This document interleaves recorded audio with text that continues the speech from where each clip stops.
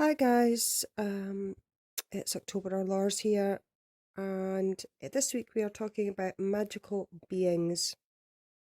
For me, I would say that everything around me is magical, like the magic and the mundane intertwine with one another. Regards magical beings, now obviously this could mean many different things, or it could mean one specific set of um topically connected um titled beings, if you know what I mean. For me, like, if you'd asked me this like when I was younger, I would have like said like more mythical beings, so like uh lower based, as in like I grew up in a little place beside the sea, overlooking the North Sea, the South Esk River, and the Grampian Mountains, beside a lighthouse. And quite a lot of times when I was around about the big rock pools down right at the lighthouse and the beach surrounding me, like there was little coves and stuff, I always used to imagine these sea beings. Now, obviously, referring to things like mermaids and mermen and things like that. But I never ever seen them like how pictures depict them, like books and movies and stuff. I always just saw them kind of very much like myself, except with the ability to live and swim underwater. Obviously, having certain aspects of their body and biological makeup to allow them to do that, but I never saw them as they're depicted in pictures and movies and stuff like that in books. So if somebody was to have said that to me years ago, that's probably what I would have thought. As a magical practitioner now and a couple of days away from being 46, oh my god, I can't believe that. But anyway, that's another story.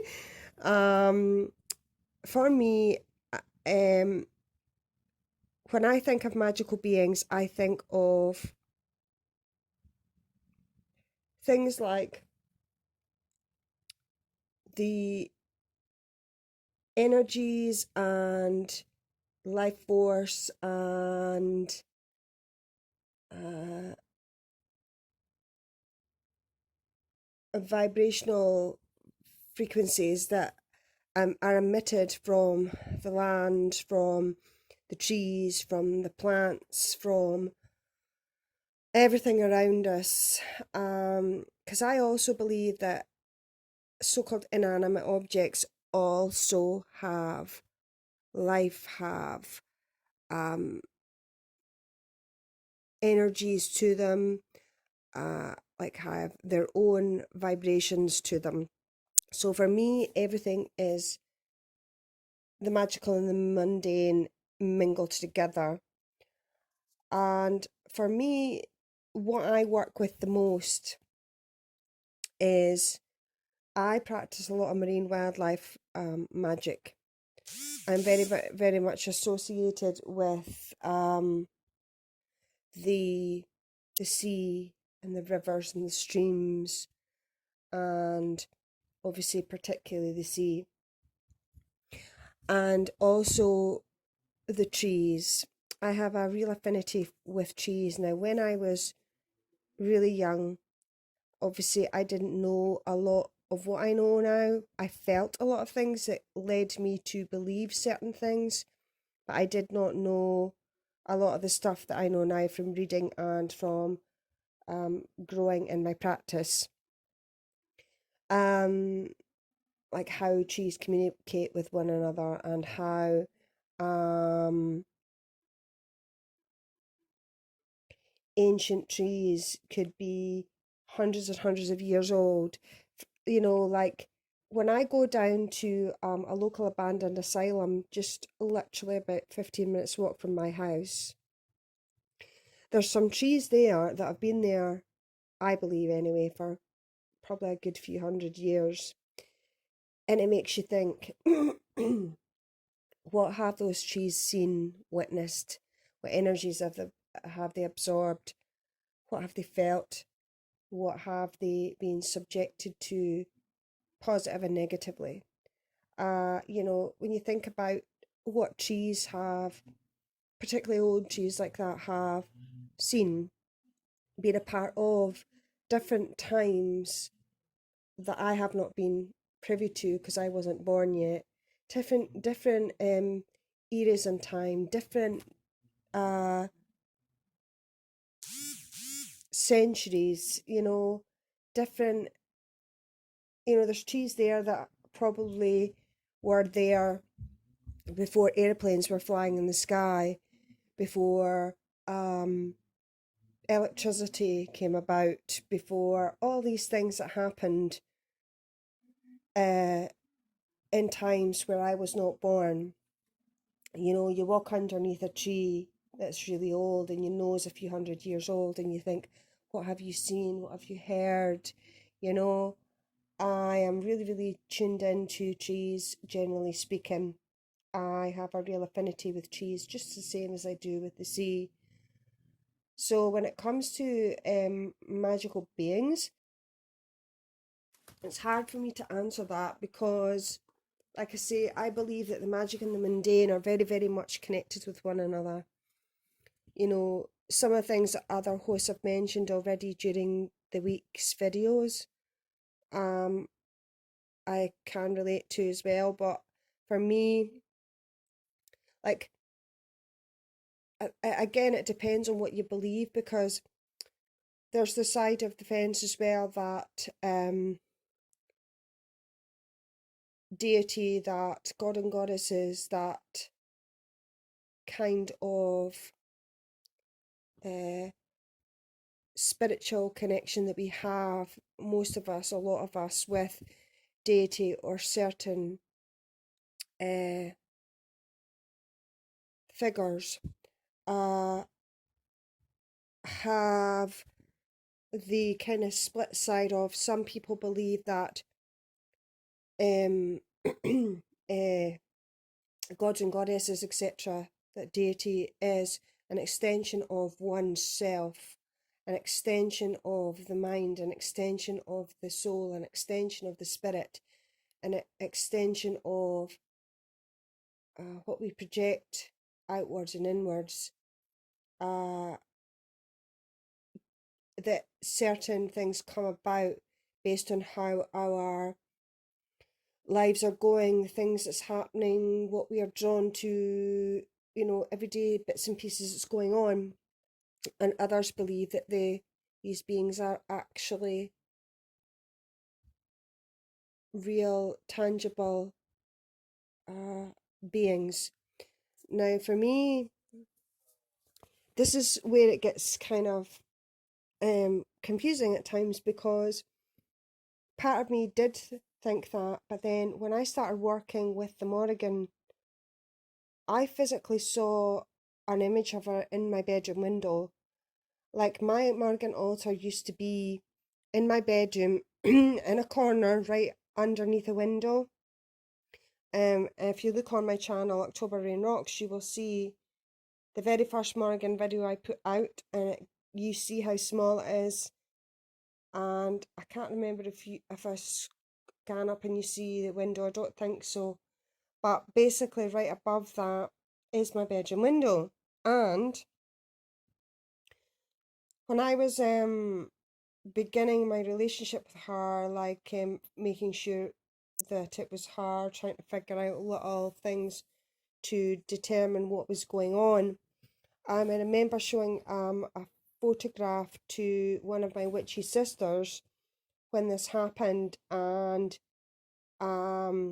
she was like, oh my gosh, yeah, I do see it. Like, what happened was I'd made a candle for her, and I had lit the candle, and after asking out and what I believed was confirmation, where the candle flame went huge, I thought that was my confirmation that it was indeed her. Anyway, after all that was done, I stepped back from my altar and I was taking some photographs to show my witchy sister the candle that I made, which was in a little red and black tea light holder, and it was a black votive that I had made myself. I'd made a few of them, but that particular one. And I took 3 photographs, I think it was, and 2 of the photographs were just the candle. The other one, well, the way I took the photo was kind of up and down the way, so you could see the actual altar, but you could see right up to where the window was. And the third picture I looked at, clear as day, what I believe anyway, was the Morrigan in my window, as if, you know, if you're standing in front of a window and you see your own reflection looking back at you the other way, if you know what I mean. That's what it looked like. It looked like she was standing in my bedroom where my altar was, and her reflection was reflected back on the opposite side, like so she was looking back into the room, if that makes sense. And there's been conflicting kind of visual descriptions of the Morrigan. I think everybody sees the Morrigan differently. And how I saw her was she had long dark hair to, well, I couldn't see, I could only see to about a clavicle level, slightly below that in the window. But she had long dark hair, and she had something over her head, like, the only way I can describe it is like something you would wear in battle, but not this big clunky heavy thing, but not super feminine either, if that makes any sense whatsoever.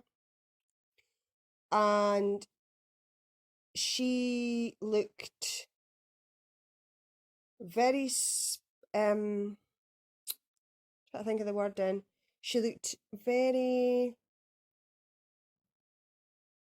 assertive, very sure, very direct, very strong, very inquisitive at the same time.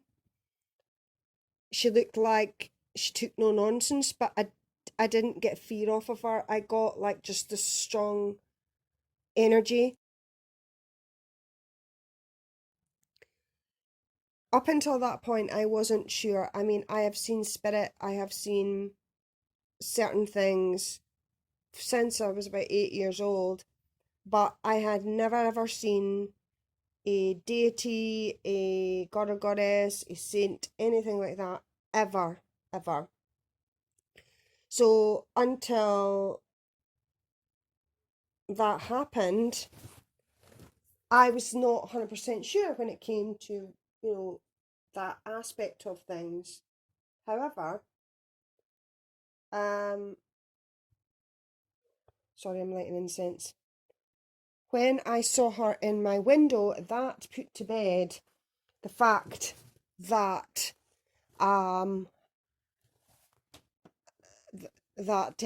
deity was potentially only just an extension of the self. So take that as you will.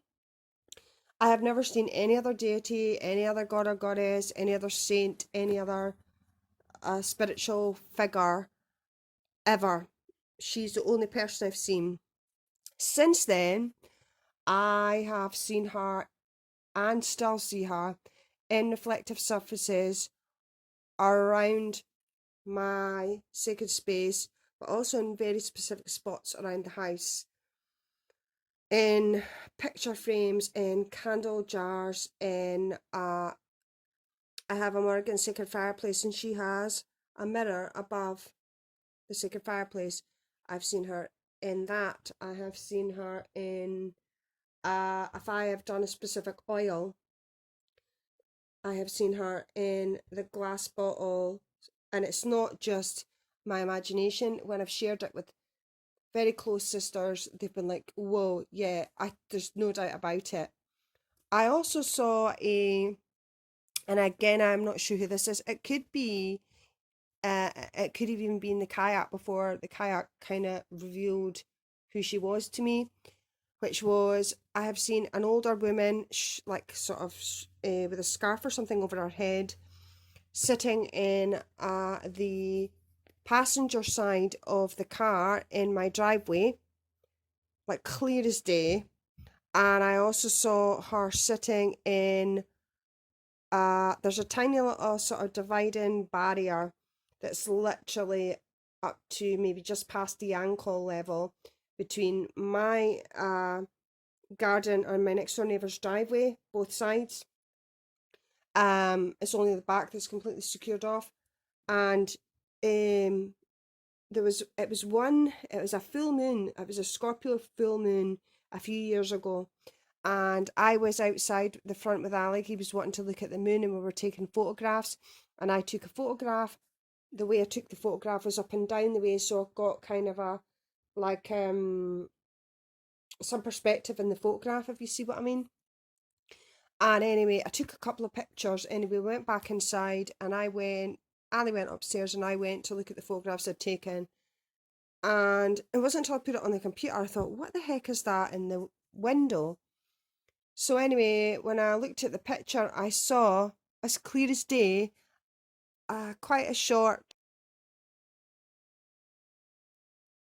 woman, all in black, with her head covered like a scarf or a, I don't know what it was. It looked like a scarf or a shawl or something over the top of her head and neck area, right, like happed up, sat in my next door neighbour's car in the, was it driver's side or the passenger side? Passenger side, I think. I was like, oh my gosh. And then I seen her again in, like I say, in our car, and I was like, whoa. Now, I have got a picture somewhere on my Facebook, I think, of one of the images. To me, that's a magical being, you know. But like I say, I wasn't asking out. At first, when I first looked at it, obviously I was working with the Morgan then, I thought, is that maybe connected in with the Morgan? But it just didn't feel that way. It didn't have that same energy when I was looking at it, if that makes sense. So for me, she's definitely a magical being. Uh exactly who she is, who she was, I still don't know, but I have a sneaky suspicion that it could be something to do with the kayak well before the kayak revealed that she was indeed the kayak. I'm not sure, like, I don't recognise her ancestral wise, but then I haven't seen pictures of all of my immediate ancestral family line. I know that on my mum's side, her granny was kind of that way looking, but because I don't know what she looks like and I couldn't take a photograph, obviously, you can see her quite clearly, but unless I knew what she physically looked like, I couldn't tell you. So, is she got something to do with the kayak? Is she got something to do with ancestral connections? Because a lot of fisher women back in those times, that's what they looked like a lot of times. They had the long black sort of dress pinafores on, and they had their head covered a lot of times as well with a scarf or something. And so there was that vibe about it. But like I say, I haven't seen a photograph of her. I don't know what she looks like. I've heard about her, but I don't know what she looks like. And on Fisher woman's side, on where I grew up, it would make sense if somebody showed face with connection to maybe the family home I grew up in. Talking of which, I did see a woman in my parents' home at the time, now my sister's house, when I was young, but I only saw her once. I bet she was young, she was a young woman, where this woman is quite an old lady. So it's kind of it's so intertwined. Like, magical beings are so intertwined with the mundane life that it's hard to determine where one starts and one so one starts and one ends, if you know what I mean. So, like, obviously,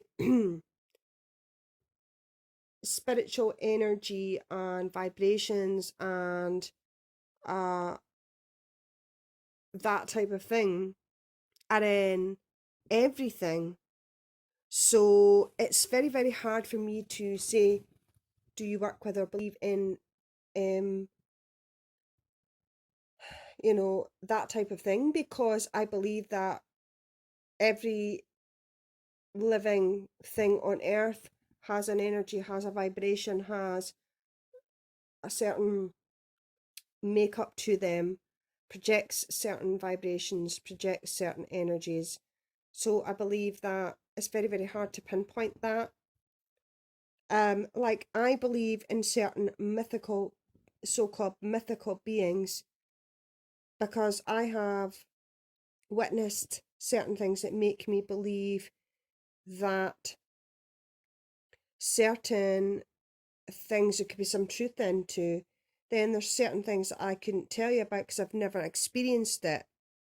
As an example, when I moved into this house 10 years ago, well, nearly 10 years ago, a couple of years into after I moved here, I used to go for a walk in the evening, round the back of the house, up and up round the forest. Never used to go into the forest, but I'd cut through a path that used to take you through the forest into a clearing, and you had your moorland on your right hand side, and then trees on your left, and you kept going through. You cut through another little forest bit, and then there was houses at the back, and if you turned left there, you could do a basic horseshoe back down to my house. So I used to do that a lot, till one evening I had an experience that scared the absolute living crap out of me. And I, to this day, really, I'm not sure what went on. Basically, I was walking, I got to where I usually go. I'd walked around the back of the house, up through the forest, and I'd cut through to the path, and I got through the path to just as the forest opens into the clearing, where you've seen me do my where I've shared like the moorland area with you, and you've seen that through the day, so you know what that looks like. So that, if you walk right across that big patch of grass, 5-10 minutes you get to that moorland bit, but that bit of grass is all open till you get to that moorland bit anyway. So I'd come right out of the forest area bit, just literally set foot out past the sort of canopy of the trees, and this overwhelming feeling washed over me, like it hit me like a freight train, like fear. Out of nowhere, I was like just minding my own business, walking, taking a walk like I usually do, done it, not hundreds, but loads and loads of times before, and always got to that area, walked straight through into the next forest bit, and then cut and did the horseshoe back to the house. It was probably a 15-20 minute walk. Anyway, maybe not even that, 15 minutes maybe. So anyway, I got to just where they opened, and it was this wave of like this oppression, and in my head all I heard was run, and I thought, what the frick?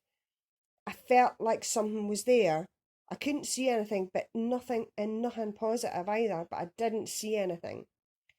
I took off like a bat out of hell, ran down the road, right down, and there was a cut out that I don't normally take, but there was a cut that took you onto the path at the side of the houses on the other side of the street that I am on, which meant you had to walk right round and back into my street the other way, the other side of the horseshoe, if you see what I mean.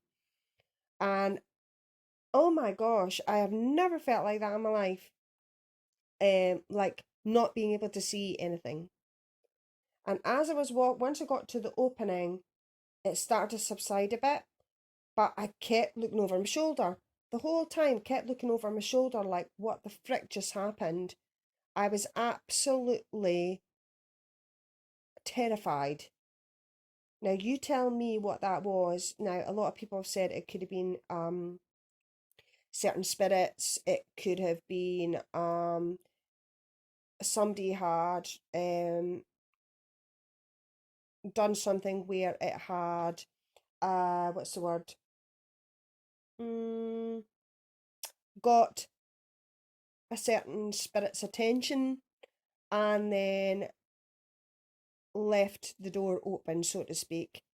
And it, as I got level with that specific area, it kind of sort of felt my presence and let itself be known. Another thing is, now this is going to sound really woo woo, but anyway, I'm going to say, because if you look up in my area, which is Dean's Law, it's called Dechmont, Dechmont, West Lothian. This whole area and a few other bits around here is called the UFO triangle or something. I can't remember, something like that.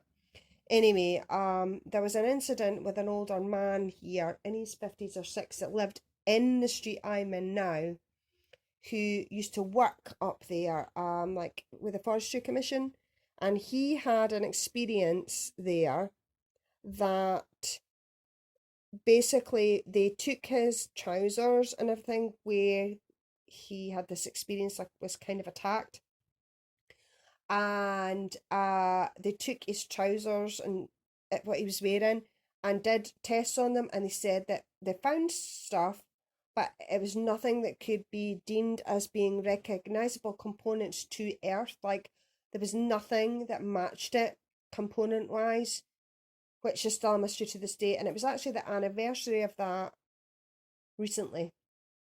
I can't remember how many years, 40 years maybe, 40 years, something like that. It's a while anyway. It was all over the newspapers. The police were up there, they had investigators up there.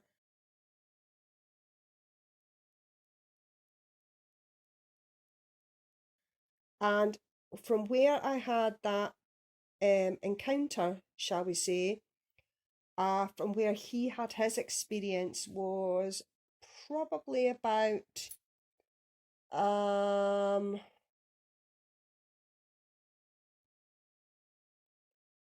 basically if you cut through the moorlands and down through the trees, that's where that guy had that experience.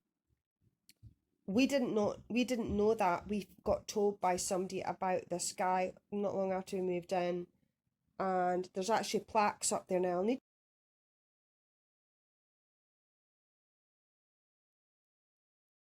to go up there and do a video. Actually, I meant to do that ages ago and show you there's actual landmarks now, and they've cleared the area a bit because it was quite overgrown at the time, I think, that happened.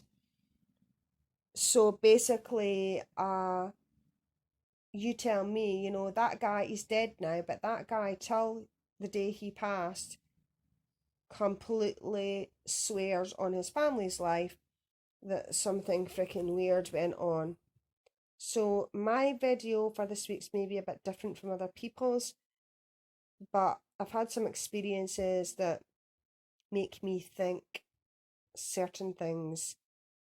And obviously, I have seen, it's a weird thing because I have seen who I believe to be, without no shadow of a doubt, Morrigan in my bedroom window above my original altar. I have seen other spirits, not of this time, not of this period at all. And I've felt things, I've heard things, I've smelt things.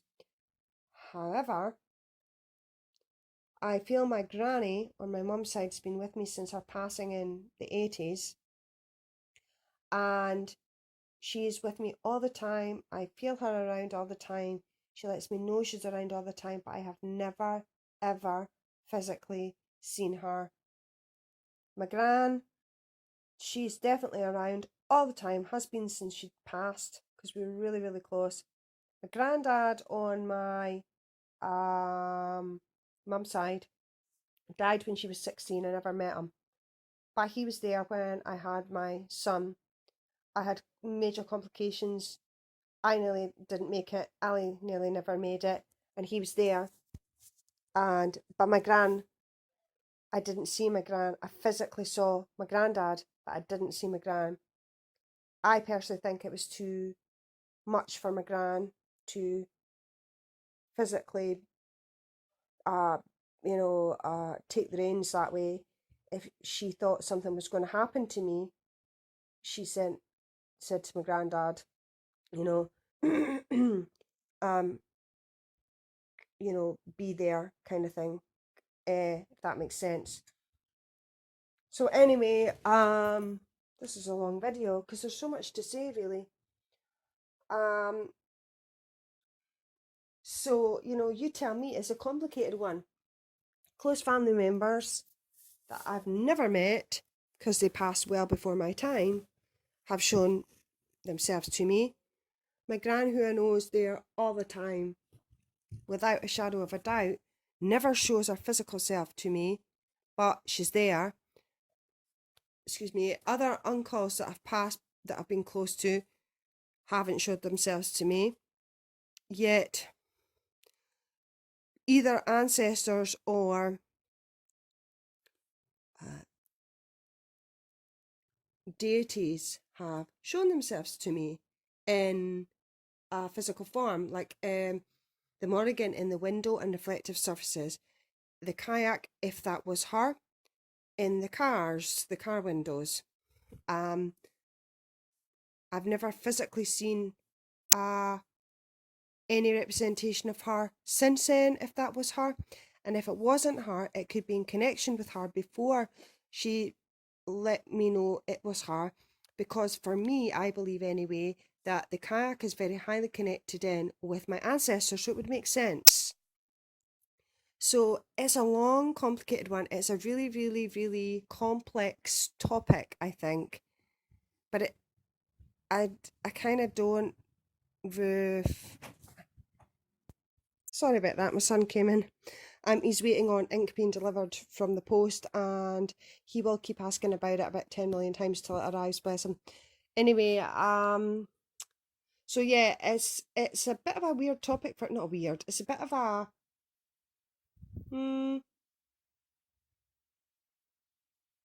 it's the topic for me. It incorporates so much that this is kind of turned into a bit of a longer video, because like all the different aspects of what I'm talking about and how they kind of all the dots join together. Anyway, I'm going to go because I could literally go on about this topic for ages, because there's so much pertaining to it. If there's anything that I've mentioned that you'd like me to do a video on or further elaborate on my own channel, please leave a comment below. If there's anything you're not sure of, or again you want me to further elaborate on, let me know. Anyway, till next week, lots of love, and I'll catch you soon. Bye.